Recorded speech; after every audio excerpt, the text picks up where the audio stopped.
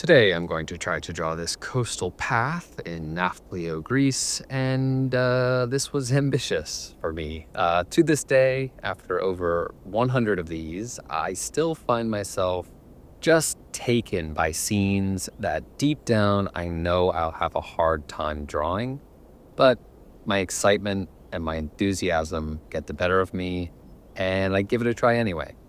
Maybe that's virtuous in some way. Not sure. Maybe it's more clown-like. Who knows? But whatever it is, I keep falling into it, and only time will tell if it works in my favor or not. Obviously, I would like to be optimistic and choose references that, demand more than I can offer. But I also don't want to discourage myself by poorly drawing such captivating scenery. It's a push and pull, I guess, and, I'm just gonna let it run its course and see what happens. Anyway, just because this one was pretty demanding and the final drawing falls a little flat, that doesn't mean I had a bad time. In fact, just the opposite. This was actually one of the most fun drawings I've made in a while. And I think it comes back to that thing I've mentioned more than a few times by now, and that's the hypnotic effect that drawing can have. Over the course of this one, I found myself fully lost in the process in a good way. And I'd say that's in large part thanks to drawing from life in particular.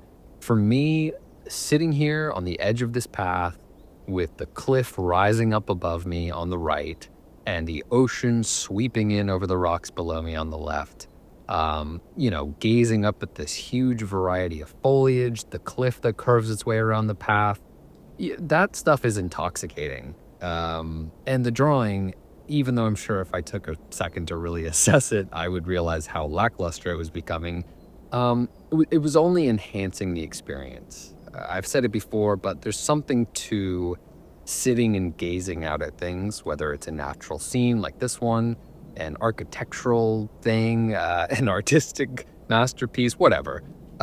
Just stopping everything, getting off the phone, taking out your headphones or whatever, to just stop and shut up for a second, to stare at something beautiful, to take it all in completely. There really isn't anything much better than that. And explaining it in a YouTube video is just totally insufficient. You have to try it for yourself. I probably sound super old and like what I'm saying is boring and pointless, or, I look at stuff all the time.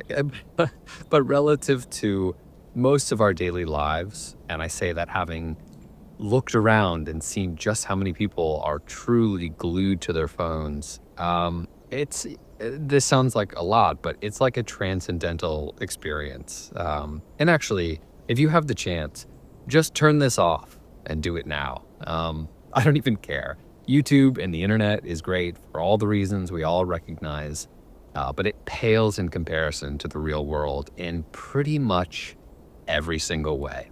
Also, for what it's worth, this is not me speaking from my high horse. I'm as guilty as anybody.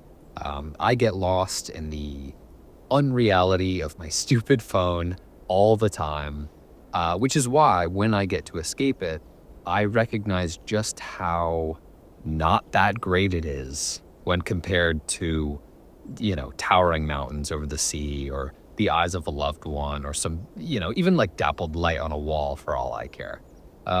So with that said, if you're still here, I do hope you either already get plenty of what I'm talking about, maybe you're rolling your eyes, or you'll take a minute or 10 to stop and smell the literal and proverbial roses. They smell great. It doesn't smell great? These cats. There are about 1 billion of them in town, and they're the cutest things, and I love them, and I pet them, and sometimes I even pick them up if they let me, but boy, do they smell like pee. And boy, do they just love rubbing themselves all over my feet, and my bag, and my legs. And maybe now I also smell like cat pee. Love it. Anyway, the drawing seems to be taking shape in a foliage-centric manner, which definitely played into that hypnotic feeling I was talking about. And I think for this part, I was feeling like I had a decent shot of pulling this off.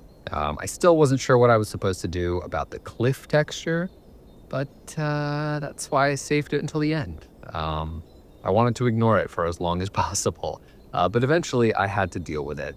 And what ensued was the beginning of this cacophony of textures. I still don't know what I should have done here, but it's certainly not this. This page rapidly felt like just noisy, and I didn't understand how to pull myself back from that. Everything blends together more and more as I go, and nothing I do seems to help. And then the texture of the path. For some reason, I thought that by adding more semi-realistic texture, I could more accurately imply and bolster all of the other textures. And that was bad and dumb.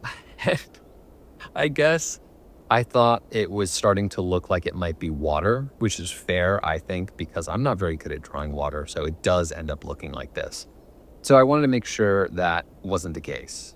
I tried my best to look down right in front of me, like what you're seeing on the right, to get a sense of the shape and angles of these stones, as well as look way out ahead, like you see on the left, to see how they change. But that didn't help. And I turned what looked like a river into this nondescript surface that only adds to the noise. Then, for my final trick, by the way, all that hypnotic stuff is long gone by this point. I'm practically sweating here, and the smell of cat pee is definitely going to my head. For my final trick, I tried to add some people. Maybe they'll give a sense of scale, and also, if this is water, they obviously wouldn't be walking on it, right? Wrong. All I've done is add some water-walking ghouls to my drawing. It's disturbing. So that's all. Is it a beautiful Greek coastline with some pedestrians, or is it a twisted, terrifying nightmare sketch that I drew in a daze? You decide. I don't like it. Maybe it'll grow on me, but for now, I wish I did 1,000,000 things differently. Although I do still like the look of that left side, if that's any consolation. Anyway, let me know what you think. Take a few minutes to look at something captivating that's not on a screen, and subscribe to the channel, or else these human-shaped entities will only get closer. So do that, probably. I appreciate you for taking the time to watch this one, and I'll see you tomorrow. Thanks.